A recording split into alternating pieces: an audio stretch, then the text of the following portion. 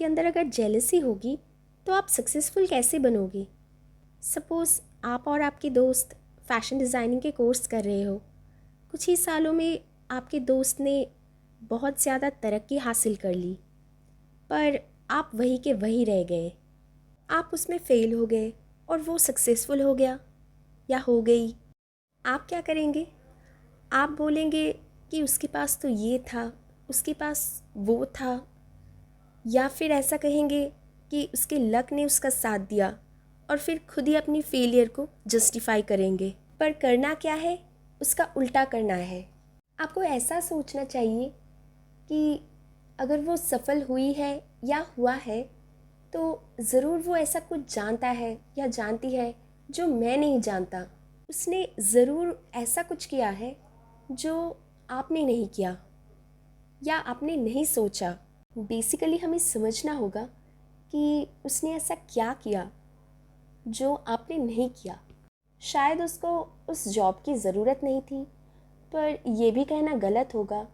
शायद उसने इतना प्रेशर नहीं लिया जितना आपने लिया उस जॉब के लिए। शायद वो एक न्यू एक्सपीरियंस के लिए उस कोर्स को किया और उसको सक्सेस मिल गई।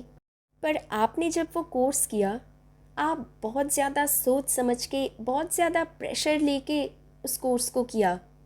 आपने ये नहीं सोचा कि एक न्यू एक्सपीरियंस हो रही है, इसको एंजॉय नहीं किया। इसलिए अगर आप लाइफ में कोई रिस्क नहीं लोगे या फिर एक न्यू एक्सपीरियंस को एंजॉय नहीं करोगे, हर कदम आप अगर सोच समझ के लोगे तो आपको सक्सेस कैसे मिलेगी?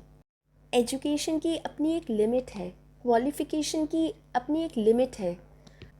अगर आप इंटरव्यू पर जाओगे और बहुत सोच समझ कर इंटरव्यू दोगे तो आप सक्सेसफुल नहीं बन पाओगे। डिग्री तो दोनों के हाथ में आ गई, पर अगर आप इतना सोच समझ के इंटरव्यू दोगे तो आप सक्सेसफुल कैसे बनोगे? अगर आप अपनी इंटरव्यू पर कॉन्फिडेंट होंगे, अपने पूरे कॉन्फिडेंस के साथ अगर आप अपना इंटरव्यू दोगे तो ही आप सक्सेसफुल बन पाओगे। कभी कभी हम क्या करते हैं, हम अपने फेलियर को जस्टिफाई करने के लिए अपने किस्मत के साथ उस फेलियर को जोड़ देते हैं। अगर आप किसी इंटरव्यू पर फेल हो जाए तो आप शायद ये सोचते होंगे कि शायद आज मेरा किस्मत ने मेरा साथ नहीं दिया, इसलिए मैं इस इंटरव्यू में फ़ेल हो गया। लेकिन मैं आपको एक बात ज़रूर कहूँगी कि जब भी आप ऐसा करते हो, आप अपने आप को नीचे गिरा देते हो। आप अपने आप को ऊपर नहीं उठा रहे हो। अगर आप अपनी हार से, अपनी फेलियर से सीखने का जज्बा रखोगे तो आप लाइफ में ज़रूर कामयाब होगे। अगर आप अपने अंदर ये लर्निंग एटीट्यूड रखेंगे तो दूसरों को जो काम 20 साल लगते हैं करने को, वो काम आप सिर्फ 2 साल में करके दिखाएंगे। आप इतना याद रखना कि जब आप किसी की बुराई कर रहे हो या किसी से जेलस हो रहे हो या फिर किसी को नीचे गिरा रहे हो, आप इससे अपने आप को बेटर फील करवा रहे हो, मगर आप खुद को नीचे गिरा रहे हो।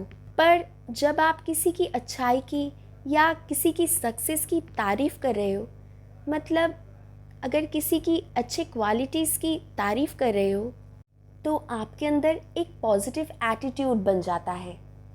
आपको हर चीज़ में पॉजिटिविटी नज़र आती है, जो सक्सेसफुल लोगों की एक बहुत बड़ी क्वालिटी होती है।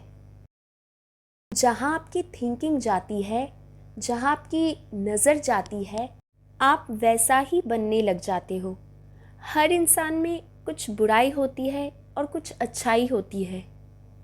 हर सिचुएशन में कुछ अच्छा भी है और कुछ बुरा भी है, लेकिन हम क्या देखते हैं, उसकी चॉइस सिर्फ हमारे हाथ में होती है। सक्सेसफुल लोग और हमारे बीच में बस एक ही फ़र्क होता है कि जो भी सक्सेसफुल लोग होते हैं वो अपने जीवन से या किसी और सक्सेसफुल इंसान से क्या सीखते हैं, क्या ज्ञान लेते हैं, उसको अपने जीवन में तुरंत ही अप्लाई करते हैं। दूसरों से खुद को कंपेयर मत करो, उनसे सीखो, उनकी अच्छाई को अपने अंदर लो और सफल बनो। कोई कुछ भी कहे, किसी से भी आपको कंपेयर करे, आपको बस अपने सपनों पर और अपने आप पर पूरा भरोसा रखना होगा।